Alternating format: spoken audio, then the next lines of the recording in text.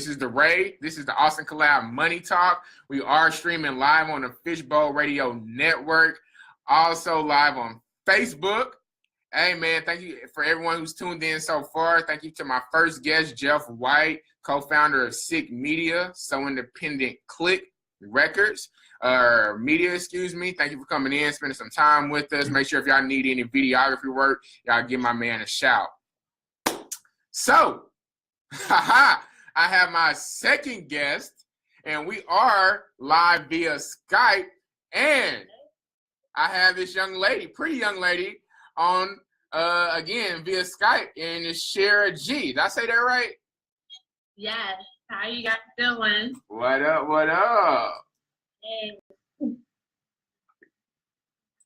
Yes, ma'am. Yes, ma'am. How you doing today?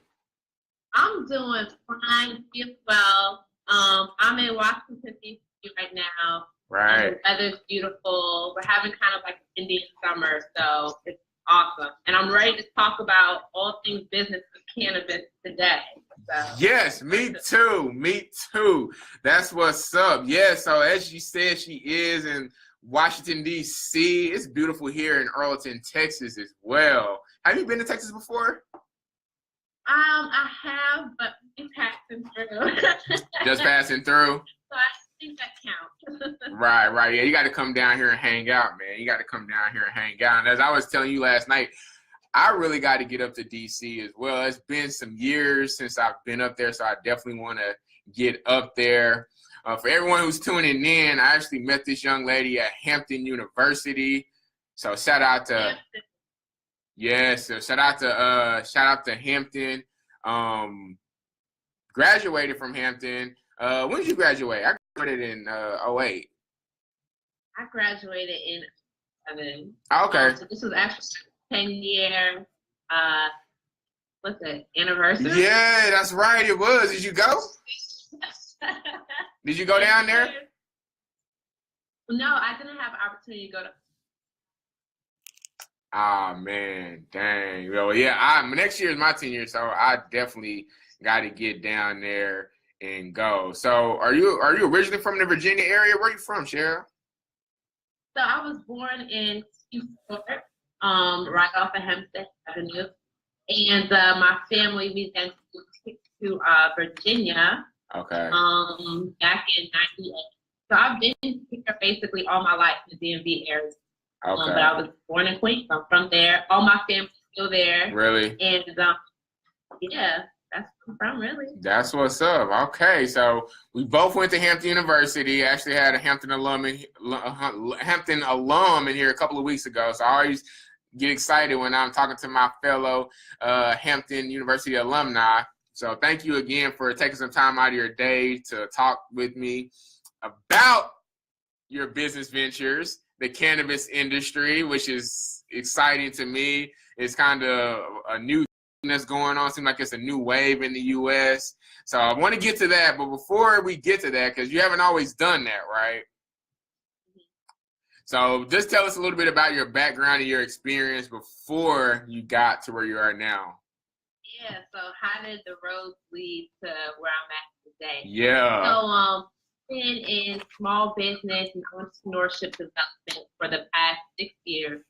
Okay. After doing my MBA program, I went on to work at the DC business, small business center, and that's where my love for entrepreneurship really came about. Okay. Just like helping people over the phone or connecting people to different resources. It made me really see the value of teaching people to be employers and not employees. Say that shit again. For real. An employer, not an employee. That's like my main motto in life, right? Hell yeah. And so then I went from there. I was going to work in local government where I was crafting a lot of entrepreneurship programs, training programs, mentorship, just basically building an infrastructure for entrepreneurs to grow in the District of Columbia or Washington, D.C. So that sounds like a job that I would love to do. I said that sounds like something I would love to do. It sounds like that would be fun and exciting. Exactly, because it exposed me to so many different industries like transportation, construction, cybersecurity.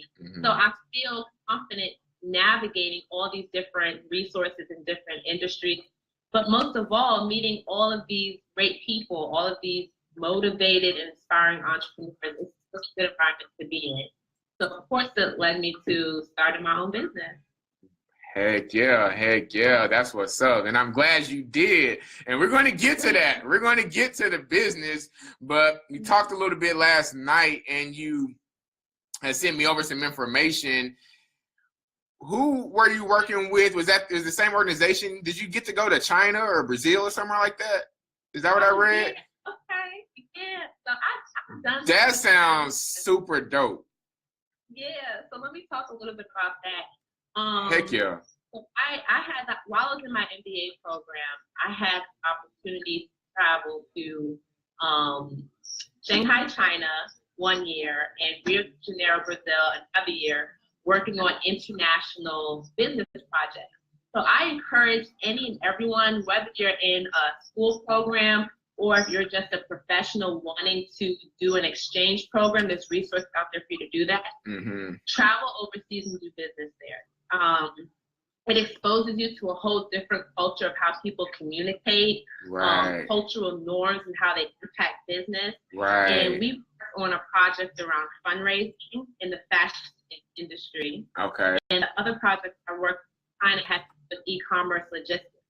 So it opens me up, exposed me to some crazy industries and connections. And it made me feel this small in the whole macro picture of this business. So I encourage you to travel.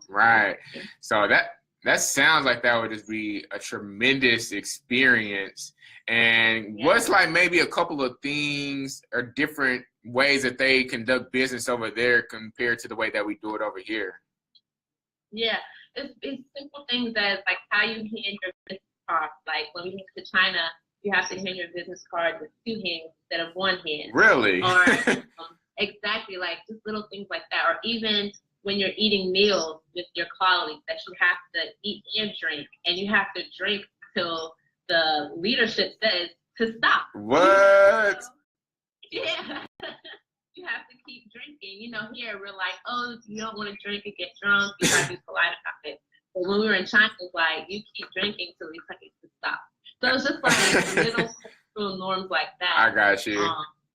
You know, just makes it a little bit more business that I like it. That's what's up. That's what's up. I would love to do something like that. And I hope that I can get to the point where my business is worldwide and inspiring millions of different people. And that's something like that. What's up?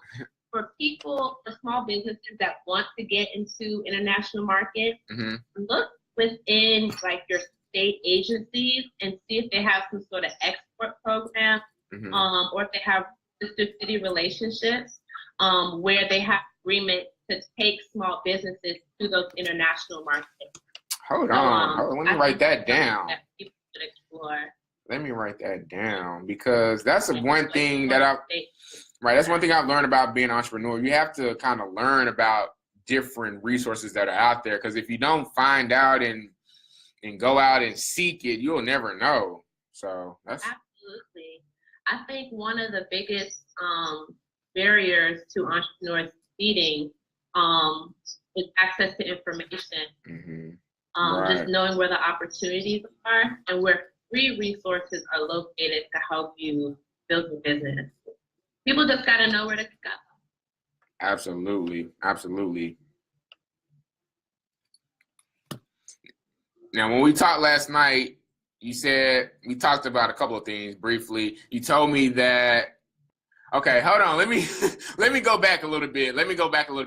Tell us right now the business that you're in right now and what you're doing right now. Then that'll kind of help me ask my other question. Okay. So the business that I'm in right now, I have a firm called Caniventures, and it's a business development consulting agency for entrepreneurs in cannabis. And I basically connect people with different resources, but most importantly with education, workshops, and coaching to help people navigate through the industry. There are a lot of regulations that people need to be aware of on the federal level and the state level, but most importantly, just knowing how to transfer your skills from your current job or your current industry, can you transfer that into cannabis? It's a $7 billion industry, and it's growing at a rate of 30% per year. So that's like extreme growth. So I think everyone should kind of evaluate where they currently stand. Hold on. What? How big is the industry again? I missed that part. $10 billion with a 30% growth rate. $7 billion? Yes. Wow. It's gonna be more than that. Wow. That's just for this year. And mind you, that's not even with all the states legalized with at least a medical program. Only half the country has legalized marijuana in the state. So right. Imagine once more states come on board, that the industry's going to grow tremendously. Right, and that's one thing that we talked about last night. You said, so in DC, is medicinal cannabis is legal or recreational? Okay, so in Washington, D.C., it's basically recreational, but there is an established medical program here. We have a small amount of dispensaries and cultivation centers which supply patients with their cannabis products. But within the D.C. regulations, residents are allowed to grow up to 6 plants in their home. 6 plants? And as a result of that, can give away the cannabis to anyone over the age of 21. So it's a giveaway system. And I like that system. So it's really a loophole in the law, and there's pros and cons to it, but that's how we're operating here in DC. Got you. And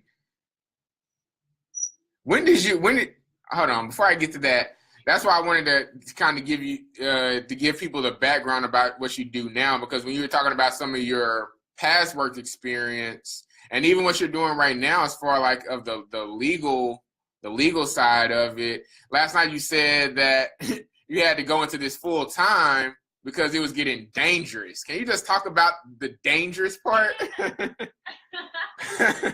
not going to get too much into details, but right. Working within my full-time job was getting dangerous. And I say that because once you start to grow your business, your time and your attention is going to be taken away from your full-time job. As hard as you work, as much as you go to the meetings and join the conference calls, that's not your true passion. Mm-hmm. So it was getting dangerous for me in that, I had a stellar work record. I have a lot of connections in the community, and I would have hated for something to happen that my side business conflicted with my full-time position. Right. I have a livelihood that I have to maintain, and any threat to that is dangerous. Right. So I just go ahead and move forward. All right. And how long ago was that, Shara? That was back in May. Back in May? Right on. So yeah. I told you. Yeah, I started Caniventures in February of 2016 and just kind of worked it on the side. So I got to a point where I felt I could take it full time. That's what's up. Congratulations, because that's always a big leap and a special moment in the entrepreneur's life when they take that big leap. And those are some of the times that you will always remember, especially when you get to a certain point and grow and scale your business. You'll always remember that first time when you started. So it's Caniventures, because I think I said it wrong earlier when I was introduced. Say it one more time. Caniventures. Caniventures. Yeah. Okay. All right. Caniventures. So have you always had an interest in cannabis, or did you just get started with this new wave and being that people are just, it's a little bit more freely right now? Yeah. So the first question you asked was, it's funny. Have I always had an interest in cannabis? Yes. Me too. Right. But I've always been, not always, but I'm a recreational user. Mm-hmm. But now that I'm learning more about the plant see that it does help me with my daily stress levels. Yeah.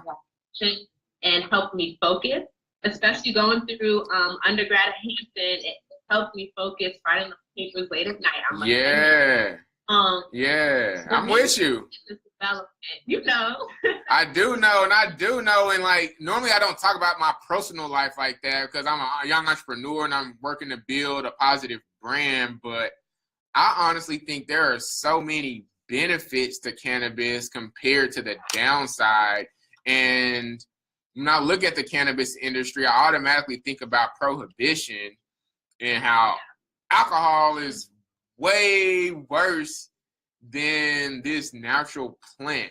So I'm pro cannabis, and like you said, there are a lot of benefits. It does help you study. It does help you to think. It does help you to see things a little bit more clearly. I was telling my girlfriend, whenever I read, the words pop up out the pages when, you know, really, like I'm really into it and I'm really in tune, and it's helped me get more in tune with the universe because it really does elevate your thoughts. But so I'm with you. I think this is so exciting. But just on that note, when do you think that it will be legal like across the country? Because I'm in Texas and I feel like we're gonna be one of the last states that ever legalizes. But you think it'll get to the point where it is kind of like alcohol and it's legal everywhere? Oh, legal everywhere. Probably. It's hard to tell because that's really that tone's going to be set by the federal government. And right now, Jeff Sessions, he's gunning for the cannabis industry, and also the Department of Justice, Department of Treasury. They still have not set good guidelines for cannabis, but there's no legislation, which is what is really needed. So cannabis businesses can operate. So it's hard to tell right now, but given the tone of the administration, I would just stick to watching on state level legalization policy and the establishment of new markets. I wouldn't really depend on the federal government. Got you. And why don't you go ahead and talk a little bit more about the legality of the industry, being someone who wants to get involved in the cannabis industry. They want to do it legit. They want to do things the right way. And I know that's one thing that you're helping with a lot of entrepreneurs do out there. So what are those conversations like? What are some of the things that you're telling them to be cautious of? Yeah. So I think when getting into the cannabis industry, you have to decide, first it comes down to if your business touches the plant or not. Business doesn't touch the plant if you're just supplying packaging, flowers, or for pens. You can pretty much operate give or take some challenges with banking. But did you say banking? If interested, go ahead. Did you say banking? I heard that. I missed the last part. Banking. Okay. Yeah, there could be some challenges. Okay. But if you are in a business that touches the plant, right, like a dispensary or a processor, you have to follow the state regulations to the T. And most importantly, you have. So the number one that I tell people who immediately think cannabis industry and they want to open a dispensary is to read regulations for yourself, but also have a legal advisor to get down to. Okay. But it also read the process of the license as well, and the fees associated with it. There's an open ground here in DC for dispensary, and just to apply is $8,000. Dang, $8,000? Yeah, $8,000 just to get a piece of paper. Dang, that's crazy. Those are all things you have to account for. What is the financial situation? If you want to go down the route of dispensary owner or cultivator, access to capital is key in that nature. And then the second thing is just do your research. Know the basics about the plant, cannabis related industries. You might have to travel to a different market, convention, but it's well worth it. In May, I went to the Marijuana Business Conference, and it was like the best investment ever for my business because I got to make connections, and I learned a hell of a lot about the industry. Really? So I would recommend that. And then the last thing, I have this book. I don't know if you can see it. It's called The Cannabis Pharmacy. Cannabis Pharmacy? Yeah, I could kind of see it. Yeah. I would say the Cannabis Pharmacy is like the beginner's guide to me for people wanting to get into the cannabis industry. It tells you all about the popular strains, the different uses of cannabis. It talks about CBD, and how you can just apply it into your everyday life. It's like the basics. I'm about to go pick that up. Mm-hmm. Do you it's got called the Cannabis Pharmacy? Cannabis Pharmacy. Do you got the Leafly app? Have you heard of that? Yes, I have the Leafly app. I use that to reference and for market research, market information. And there's another app out there, kind of like the LinkedIn for cannabis. It's called Shara Gee. What's it called? So just Google it, Shara Gee, and just Google it, and it's like the LinkedIn for cannabis. And it's just the whole directory of cannabis professionals there. So that's another place I would start to build up my community. All right. Now, I was telling you when we talked a little bit last night that one of my friends, he's interested in getting into that industry, and he was saying he was going to move out to LA, but she's like, nah, I'll come to the East Coast. Is there different regulations between Cali and the East Coast? Because I know I have a friend that went to Hampton. I think she's in Rhode Island, and I think it's fairly legal in Rhode Island as well. Are there just different rules between like you said? I know the different rules between the states, but is it this different type of environment on the East Coast or something? Well, the West Coast is very mature, saturated market potential to go. Saturated. And so I always recommend people to go to where the infrastructure needs to be built, and that's on the East Coast. The growth, right? New Hampshire, have Maryland, New York, Pennsylvania, Florida, DC, where you need those regulations, but you can still essentially sell cannabis concentrate. So the East Coast, because talent is needed, infrastructure is needed as far as resources. So consider an emerging market, and you might have more of a time to get it. Got you. Now, have you made some connections for different people who actually touch the plant and who don't touch it? Or you have some of those different types of people in your ecosystems? Yes, absolutely. Like I said, I go to a lot of cannabis industry events locally and on a grander scale, and you will meet doctors, spiritual healers, workers, security guards, and any and everyone you meet. So I do have the pleasure of knowing people who work directly with the plant to people who make little Ziploc bags for them. So, yes, I think it's important to have all the people in your circle. Right on. I'm kind of intrigued by the actual growers, like the botanists, like that are actually doing those work behind the scenes. Isn't it different on the East Coast for actually farming it and growing it just based on the soil and things like that? I'm not a grower, so I can't really speak on it. I got you. But what I can speak on is that there is a very vibrant growth community. Okay. And I think for someone who's in my area, advocacy groups tend to draw a lot of different growers. Local events draws out a lot of growers. Okay. I meet those people.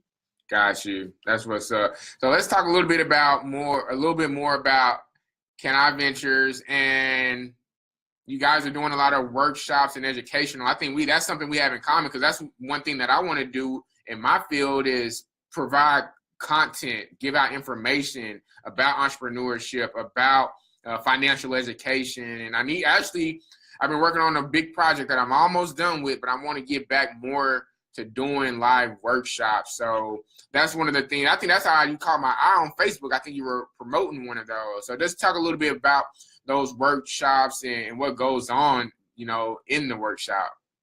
Yeah. One of my favorite things to do are live workshops, because you can't beat the energy in the room And just meeting people and networking, you can't beat it. Right. What I've learned in my experience is that entrepreneurs learn better together, right? Right on. So with the workshops, our current project is called We Work DC. It's a monthly business education series where we focus on a different part of the cannabis industry. Right. We open for all entrepreneurs to come out just to learn and connect with each other. Right. What we're trying to build is a community of entrepreneurs who call on each other for different resources and have access to all types of education. Right now, we don't have that. And it's dangerous because it leads to a lot of miseducation as far as educating consumers about plant or product and miseducation about the law. So in these workshops, I really focus on providing technical assistance to entrepreneurs. They always walk away with handouts or links or something that they can implement that same night that they go home. Right. Whether it's just filling out a form or visiting a new website and becoming a part of that. I just always want to make sure that they have something tangible to walk away with. Gotcha. So that's what happens in the workshop. It's magical business cannabis stuff. I would love to attend one. I'm gonna attend one. Forget it, cause I don't know when, but I'm going to attend one. I can already feel like the positive vibes and energy and higher vibrations. So I'm gonna check one out. You got one coming up, right? Yes, we have one coming up first. It's focused all on consumer education, maximizing sales. We're going to have a bud tender from Denver, Colorado come in and talk about the basic science of the plant and the selling point that you should be touching on when you're talking to consumers about cannabis. Because remember, it's a medicine essentially. Right. So you want to make sure that everybody has a positive experience with it. Right on. That's excited. That's what's up. I get to see you like flying around the country doing them at different states right now. Oh, we might come to that. Hey, there's plenty of cannabis lovers here in Texas, for real. So, like I said, I think that's a big wave. So, do you have any social media sites up for your business yet? Are you still working on that, or do you have them up? Yeah, so building everything up, but you can start following me right now at Caniventures, CANI Ventures, on Facebook and Instagram. That's the best way to reach me. You on Instagram? From there, you can also send me an email. All right, I'm about to ask you right now on Instagram. So make sure y'all check her out. Caniventures, I see it. Is it the Cannabis Business Coach? Yes, that's me. DC's #1 resource for cannabis business. I think that is an awesome niche that you found, and it kind of works out for you because you just from your past experience, you can kind of take that knowledge and implement it into your business right now. So I think that's really dope. Everybody to do. Even if you're an accountant at some law firm, you can be an accountant at a cannabis law firm. You can get in. You just have to be creative. Now we're almost out of time here. Before I let you go, and before I do my rapid fire questions, what, Shara, in the first, I know you're early in getting it started, but just in these first few months, what has been like the most scariest thing and the most exciting thing that you've experienced in this early period? Working in this is, very controversial. So the scariest thing is basically pumping out cannabis. Yeah, I see that being scary. Like, I know some people gonna judge me, but we ain't worried about them. For real. But I think for any entrepreneur, when you're launching your brand and your business, it's scary. Are people gonna be excited about it? Those are all things you have to deal with. So that was scary for me. But once I started posting more about it, talking more freely, now I have so much more confidence in my brand and what I'm doing, and it turned up the fire. I could tell.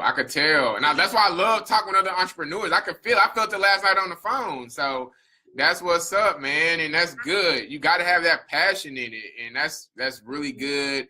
And I think you're going to do great. Yeah, you already got the right mindset. So I commend you for, again, being a young entrepreneur, a young Black female entrepreneur, and going into such a controversial industry.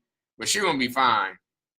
Yes, thank you. And I encourage all Black entrepreneurs to explore going into cannabis. We need more diversity. The war on drugs has destroyed our community, and now others are profiting off what basically tore us down.